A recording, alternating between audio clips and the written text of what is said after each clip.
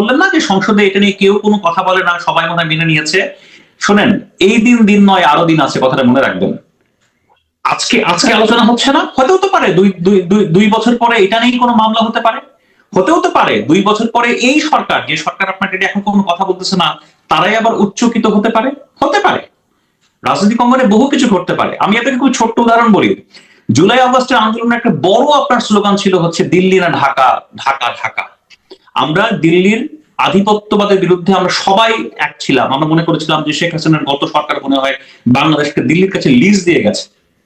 ইউনূস সাহেব 18 মাস ক্ষমতায় ছিলেন, একটা চুক্তির একটা ধারা আপনার আমাকে দেখিয়ে বলতে পেরেছে যে এই চুক্তির মাধ্যমে বাংলাদেশ স্বার্থ ক্ষুণ্ণ হয়েছে এবং সেখান থেকে আমরা বেরিয়ে আসলাম? একটা আপনাকে আমাকে দেখাতে পেরেছে, হাজির করতে পেরেছে?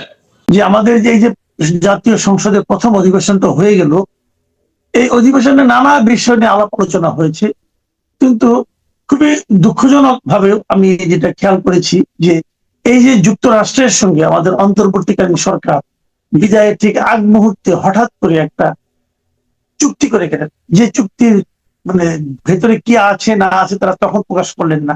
পরবর্তী সময়ে আমরা বিভিন্ন সোর্স থেকে এই চুক্তির তথ্যগুলি পেতে থাকলাম, এবং পেয়ে আমার কাছে যেটা মনে হলো এটা একটা গোলামী চুক্তির মতো হয়েছে।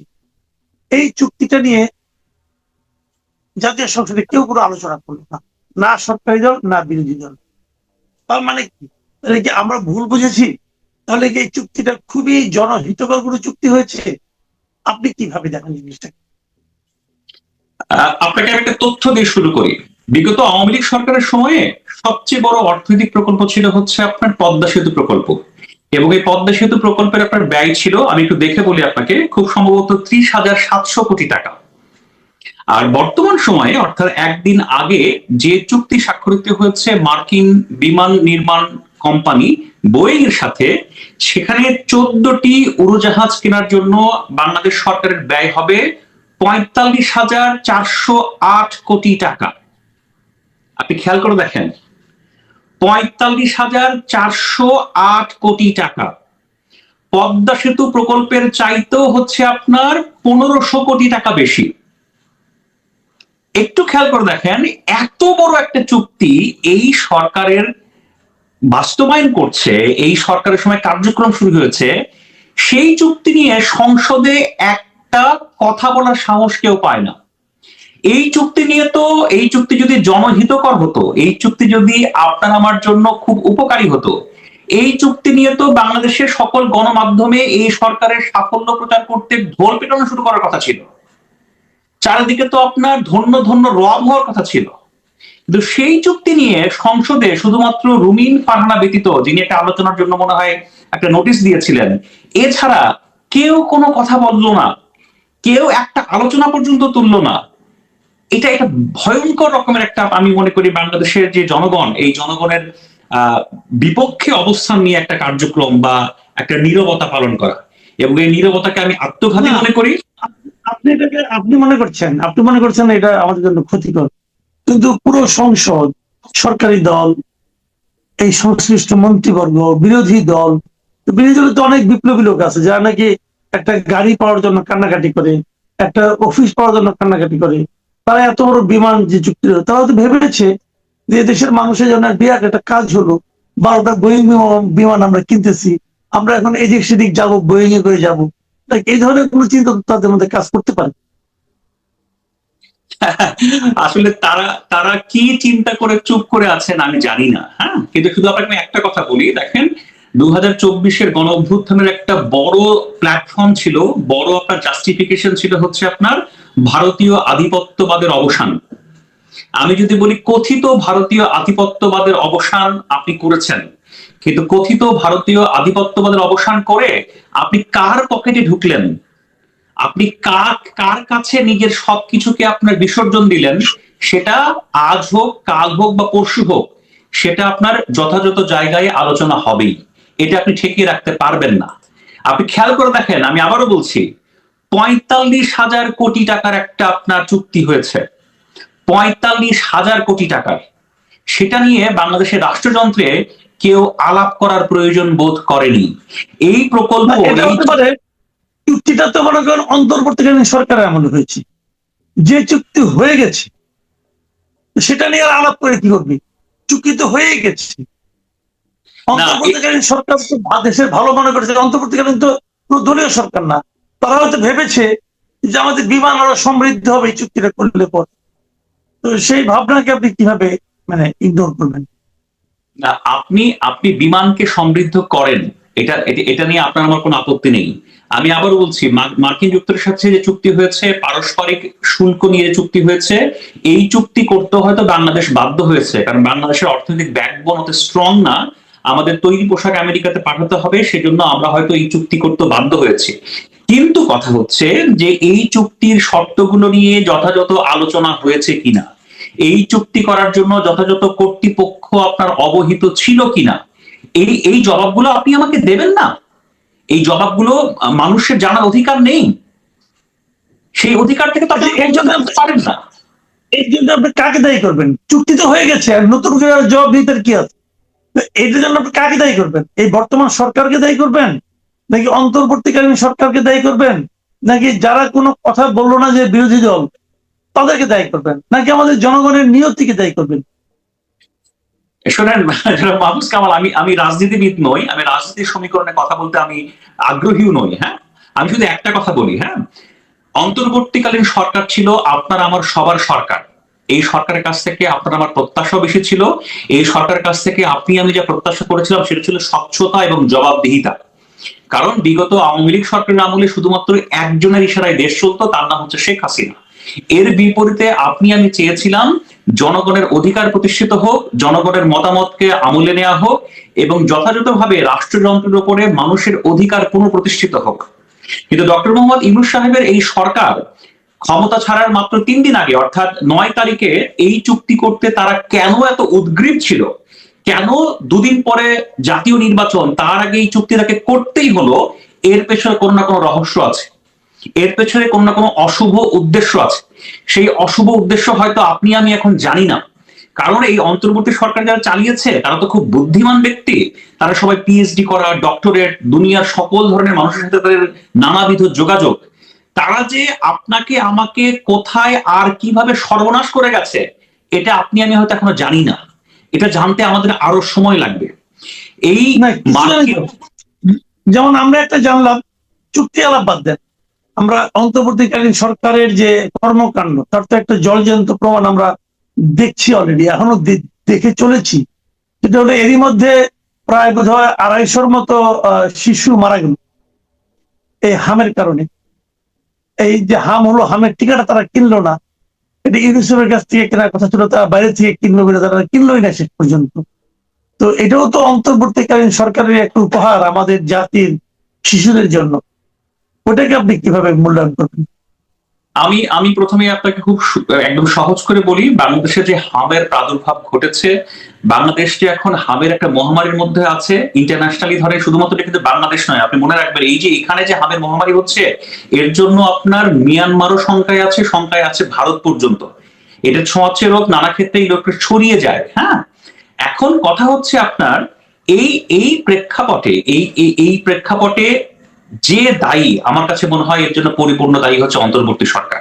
এবং এই অন্তর্বর্তী সরকারের অথর্ব উপদেষ্টা, যে ভদ্র মহিলার নাম আমি একটু দেখে বলি আপনাকে, নূরজাহান বেগম। আমি আপনার এই অনুষ্ঠানের মাধ্যমে এই ভদ্র মহিলার ইমিডিয়েট ইমিডিয়েট অ্যারেস্ট কামনা করছি। এই ভদ্র মহিলাকে খুব দ্রুত গ্রেফতার করা হোক। অন্তর্বর্তীকালীন সরকার বাংলাদেশ রাষ্ট্রের যতগুলো বড় সর্বনাশ করছে, এই সর্বনাশের মধ্যে অন্যতম বড় সর্বনাশ হচ্ছে স্বাস্থ্য খাত পরিচালনা করার জন্য একজন অযোগ্য, অথর্ব, আমি বলবো যে সার্বিকভাবেও আনফিট একজন ব্যক্তিকে সেখানে দায়িত্ব দেওয়া হয়েছে, শুধুমাত্র ইউনূস সাহেবের কাছের লোক বলে।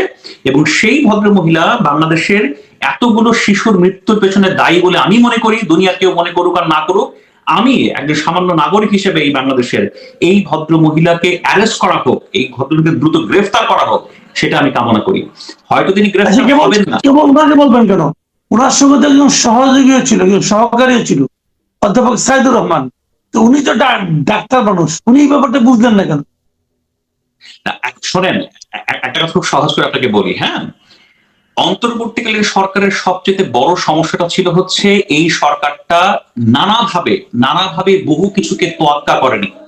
রাষ্ট্রের নিয়ম রীতি ভবিষ্যৎ, হ্যাঁ, রাষ্ট্রটা কোন দিকে যাচ্ছে সেগুলোকে কোনো কিছুই তারা তোয়াক্কা করেনি। এই তোয়াক্কা না করার ফল হচ্ছে আমাদের এই 250 শিশুর মৃত্যু। আমি আমি প্রাথমিকভাবে এই ভদ্র মহিলার গ্রেফতার কামনা করি। এই ভদ্রমহিলাকে দ্রুত গ্রেফতার করা উচিত, নাম্বার ওয়ান। তার পরবর্তীতে এর সাথে আরো যারা যুক্ত অবিলম্বে তাদেরকে আইনের আওতায় আনা উচিত। তারা 3টা সর্বনাশ করছে বাংলাদেশের। এই 150 শিশু তো মারা গেছেই। আমাদের যে ধরেন ভ্যাকসিনেশন নিয়ে আমাদের একটা অহংকার ছিল যে আমরা একটা অতি দরিদ্র দেশ, তারপরেও ভ্যাকসিনেশন নিয়ে আমরা অনেক ভালো একটা জায়গায় ছিলাম। আমাদের সেই অহংকারটাকে তারা নষ্ট করে দিচ্ছে। আর থার্ড হচ্ছে বাংলাদেশ কিন্তু এখন আরো ঝুঁকিপূর্ণ দেশ, কারণ হচ্ছে এই এটা কিন্তু এখন পার্শ্ববর্তী দেশেও ছড়িয়ে পড়ার শঙ্কা করা হচ্ছে আপনার আন্তর্জাতিক সংস্থাগুলোর তরফ থেকে, যেটা আপনার আমার জন্য ভালো কিছু নয়। এটা একটা কলঙ্ক তিলক, এবং এই কলঙ্ক তিলক উপহার দিয়েছে আপনাকে আমাকে ইউনূস সাহেবের অন্তর্বর্তী সরকার এবং তার অথর্ব উপদেষ্টা নূরজাহান বেগম। আমি দ্রুত অন্তত এই ভদ্র মহিলাকে গ্রেফতার যাতে করা হয় সেই দাবি আমি আপনার মাধ্যমে জানিয়ে যাচ্ছি। আচ্ছা, তাহলে আমরা যদি আবার একটু ওখানে যাই, আগের ঘটনায় যাই। আপনার নিশ্চয়ই মনে আছে যে অন্তর্বর্তীকালীন সরকারের যে চুক্তির আমরা শুরুতে আলাপ করলাম, যেটাকে আমি ব্যক্তিগতভাবে এক গোলামী চুক্তি মনে করি। এই চুক্তির সঙ্গে একদম অপ্রাসঙ্গিক ভাবে খুব জড়িত ছিলেন আমাদের তৎকালীন নিরাপত্তা উপদেষ্টা ডক্টর খলিলুর রহমান, এবং বাণিজ্য উপদেষ্টাও ছিলেন, এবং সবকিছু নিশ্চয়ই প্রধান উপদেষ্টার সবুজ সংকেত পেয়ে হয়েছে। আপনি নূরজাহান বেগমের গ্রেপ্তার দাবি করছেন, এই 3 মহাপুরুষের ব্যাপারে আপনার কি মন্তব্য? না, এখানে প্রথমত হচ্ছে ধরেন এই চুক্তিতে, এই প্রথমত ইউনূস সাহেব যে চুক্তিটা বাংলাদেশের জাতীয় নির্বাচনের 2 দিন আগে মানে 9 তারিখে করেছেন, আমার কাছে মনে হয়েছে এই চুক্তিটা এত দ্রুত করার পেছনে তার কোনো মতলব আছে, কোনো অসৎ উদ্দেশ্য আছে। এই চুক্তির মাধ্যমে তিনি অন্য কিছু হাসিল করতে চান বা অন্য কাউকে কোনো কিছু দিতে চান, তার একটা আপনার মতলব ছিল বলে আমি মনে করি, নাম্বার ওয়ান। নাম্বার টু হচ্ছে, দেখেন আমি আবার বলছি, I am not the politician, I am not the government policy maker. হ্যাঁ, আমি সমালোচনা করতে পারি এই চুক্তির আর কি কি শর্ত বাংলাদেশ নামক রাষ্ট্রের আপনার অর্থনৈতিক সার্বভৌমত্বকে ক্ষুণ্ণ করেছে, আপনার আমার অর্থনৈতিকভাবে ডিসিশন নেওয়ার সামর্থ্যকে আপনার শেষ করে দিয়েছে। সেটা নিশ্চয়ই আলোচনা করার জন্য আরো অনেক মানুষ আছেন, আরো অনেক প্রেক্ষাপট আছেন, রাজনীতিবিদরা আছেন, তারা হয়তো আলাপ করবেন, তারা আপনার আমার সামনে আনবেন। আমার কাছে মনে হয় সেই বিষয়গুলো হয়তো আগামীতে আলোচিত হবে। আপনি বললেন না যে সংসদে এটা নিয়ে কেউ কোনো কথা বলে না, সবাই মনে হয় মেনে নিয়েছে। শোনেন, এই দিন নয়, আরো দিন আছে, কথাটা মনে রাখবেন। আজকে আজকে আলোচনা হচ্ছে না, হতেও তো পারে দুই বছর পরে এটা নিয়ে কোনো মামলা হতে পারে, হতেও তো পারে 2 বছর পরে এই সরকার, যে সরকার আপনাকে এখন কোনো কথা বলতেছে না, তারাই আবার উচ্চকিত হতে পারে, হতে পারে। রাজনৈতিক অঙ্গনে বহু কিছু ঘটতে পারে। আমি আপনাকে খুব ছোট্ট উদাহরণ বলি। জুলাই আগস্টের আন্দোলনের একটা বড় আপনার স্লোগান ছিল হচ্ছে দিল্লি না ঢাকা, ঢাকা ঢাকা। আমরা দিল্লির আধিপত্যবাদের বিরুদ্ধে আমরা সবাই এক ছিলাম। আমরা মনে করেছিলাম যে শেখ হাসিনার গত সরকার মনে হয় বাংলাদেশকে দিল্লির কাছে লিজ দিয়ে গেছে। ইউনূস সাহেব 18 মাস ক্ষমতায় ছিলেন, একটা চুক্তির একটা ধারা আপনার আমাকে দেখিয়ে বলতে পেরেছে যে এই চুক্তির মাধ্যমে বাংলাদেশের স্বার্থ ক্ষুণ্ণ হয়েছে এবং সেখান থেকে আমরা বেরিয়ে আসলাম? একটা আপনাকে আমাকে দেখাতে পেরেছে, হাজির করতে পেরেছে? পারে না। এই চুক্তি নিয়ে এখন হয়তো কথা হচ্ছে না, আগামীতে হয়তো পুঙ্খানুপুঙ্খ ভাবে আলাপ হবে, এবং হতে পারে এর পেছনে যারা এই চুক্তিকে নিয়ে যারা নানা রকম স্বার্থ সিদ্ধির পথে হেঁটেছেন, তারাও হয়তো নানাভাবে জবাবদিহির আওতায় আসবেন, এটা আমি মনে করি। আমি একটা জিনিস বুঝতে পারছি না, যে আমরা এর আগেও দেখেছি বিভিন্ন সময়ে যে এরকম অন্তর্বর্তীকালীন সরকার বলেন অথবা তত্ত্বাবধায়ক সরকার বলেন, এই সমস্ত নির্দলীয় সরকারগুলোতে যারা নাকি দায়িত্ব পালন করেন গুরুত্বপূর্ণ পদে, তারা পরবর্তী সরকারের কোনো পদ পান না। কিন্তু আমরা এখানে দেখলাম যে ডক্টর খলিল, উনি মন্ত্রী হলেন, পররাষ্ট্রমন্ত্রী হলেন, এবং অন্তর্বর্তীকালীন সরকারের যিনি আপনার অ্যাটর্নি জেনারেল ছিলেন, তিনি এসে এই সরকারের আইনমন্ত্রী হলেন। এই যে বিষয়গুলো, তো এগুলো কি মনে হচ্ছে যে এই বর্তমান সরকার অন্তর্বর্তীকালীন সরকারেরই ধারাবাহিকতা রক্ষা করতেছে? না, আমার সেটা মনে হয় না, আমার সেটা মনে হয়। তবে শোনেন, আপনাকে আমি একটা কথা বলি। হ্যাঁ, আমার আমার সামান্য বিবেচনায় মনে হয় কি, রাজনীতিকে বা রাষ্ট্রযন্ত্রকে আপনি আমি যেরকম সরল সোজা করে দেখি, রাজনীতি বা রাষ্ট্রযন্ত্র কিন্তু এত সরল সোজা নয়। হ্যাঁ, এর পেছনে ভেতরে বহু ধরনের আপনার কাহিনী আছে, মেকানিজম আছে, নানা ধরনের আপনার যোগাযোগ আছে, হ্যাঁ, যেগুলো আমার পক্ষে তো বোঝা সম্ভবপর নয়, আমি মনে করি আপনার পক্ষে বোঝা সম্ভবপর নয়। এগুলো অনেক উচ্চ লেভেলের গেম আছে, অনেক উচ্চ লেভেলের যোগাযোগ আছে, হ্যাঁ। সেটা হয়তো মেনে নেওয়াটা অনেকটা প্রয়োজনীয় হয়ে পড়ে অনেক রাজনৈতিক দলের জন্য। তো বিএনপি আসলে কি কারণে এই কাজগুলো করেছে সেটা আপনার আমার কাছে এখন পরিষ্কার নয়। আপনি ধরেন ধরেন এই যে খলিলুর রহমান সাহেব, তিনি আমাদের এখন পররাষ্ট্রমন্ত্রী, হ্যাঁ, বিএনপি তো এই লোকের পদত্যাগ চেয়েছে, প্রেস কনফারেন্স করে পদত্যাগ চেয়েছে। এখন সেই লোককে নিয়ে আপনি মন্ত্রিসভায় নিয়ে এসে বসালেন, এতে আপনার বিএনপির যে মানুষের প্রতি যে কমিটমেন্ট, বিএনপির যে অবস্থান, সেটা আপনার ক্ষুণ্ণ হয়েছে না? অবশ্যই ক্ষুণ্ণ হয়েছে। এখন হয়তো সেই অবস্থানগুলো ক্ষুণ্ণ হওয়াগুলো ছোট, সেগুলো হয়তো এখন এক জায়গায় হওয়ার এখনো সুযোগ পায়নি, কিন্তু এতে মানুষের যে আস্থাহীনতা তৈরি হয়েছে, মানুষ যে এটাকে পছন্দ করেনি, সেটা হয়তো পরে প্রতিফলিত হবে। এই কাজগুলো তারা করেছেন। এখন কেন করেছেন, কি জন্য করেছেন, আপনার আমার করণীয় কি, সেগুলোর জন্য আসলে সময় যেতে হয়। সময় যাক, তারপরে আপনি বুঝতে পারবেন। এত বড় বড় অর্থনৈতিক চুক্তি করলো, যত সময় যাবে তত তো অর্থনৈতিক ভাবে আমরা ক্ষতিগ্রস্ত হতে থাকবো। এখন হতে হতে যখন আমরা ফকির হয়ে যাব, তখন যদি আমরা বুঝতে পারি, তত যদি সময় যায় এবং অত সময় পরে যদি বুঝতেও পারি, কি আর করার থাকবে। এটাকে মনে হয় নিয়তি হিসেবে মেনে নেয় মনে হয় সবচেয়ে ভালো। আমি জানি না আপনি কি বলছেন। আমি আমি আপনাকে, আমার মনে হয় আলোচনাটা আমরা শেষ পর্যায়ে চলে আসি। আপনাকে আমি ছোট্ট একটা উদাহরণ করে বলি, হ্যাঁ। আমি ব্যক্তিগতভাবে বাংলাদেশ নামক রাষ্ট্রযন্ত্রের শীর্ষ পদে ডক্টর মোহাম্মদ ইউনূসের মতো একজন অধ্যাপক, একজন গুণী ব্যক্তি বাংলাদেশকে রাষ্ট্র পরিচালনা করছেন, এটা তিনি দায়িত্ব পাচ্ছেন, প্রাথমিকভাবে আমি খুব উচ্ছ্বসিত হয়েছিলাম। আমি ভীষণভাবে আশাবাদী ছিলাম যে এবার মনে হয় বাংলাদেশের রাষ্ট্রযন্ত্রে আপনার ইতিবাচক কিছু পরিবর্তন আসবে। কিন্তু ডক্টর মোহাম্মদ ইউনূস কি জিনিস, হ্যাঁ, ইনি ইনি কি জিনিস, এই ভদ্রলোককে দুজন ব্যক্তি খুব ভালো চিনতে পেরেছিলেন। একজন হচ্ছেন শেখ হাসিনা, আর আরেকজন হচ্ছে আহমদ ছফা নামে একজন জনবুদ্ধিজীবী। আমি আমার হয় আলোচনাটা শেষ, আমি আপনাকে কয়েকটা লাইন একটু পড়ে আপনাকে শুনে আমি আলোচনাটা শেষ করি, হ্যাঁ। আমি আহমদ ছফার একটা বই আপনাকে দেখাই, এই বইটার নাম হচ্ছে হারানো লেখা। এই বইয়ে 1997 সালে আহমদ ছফার একটা লেখার আপনার রেফারেন্স আছে। এই নিবন্ধের নাম হচ্ছে আপনার সমাজ বনাম সুশীল সমাজ বিতর্ক। সেখানে একটা ছোট্ট চ্যাপ্টারে, ছোট্ট একটা অনুচ্ছেদে আহমদ ছফা লিখেছেন, আমি একটু সময় নিয়ে আপনাকে পড়ে শোনান। উনি বলছেন, প্রফেসর ইউনূস পাট খেতে বটগাছের মতো পৃথিবীর সামনে মাথা উঁচু করে দাঁড়িয়েছেন। আমরা একটু গর্ববোধ না করে পারি না, কিন্তু বাংলাদেশের মতো একটি ছোট্ট দেশ ওই রকম বিশাল দানবীয় আকারের মানুষের ওজন বইতে পারবে কিনা, সেটাই হলো কথা।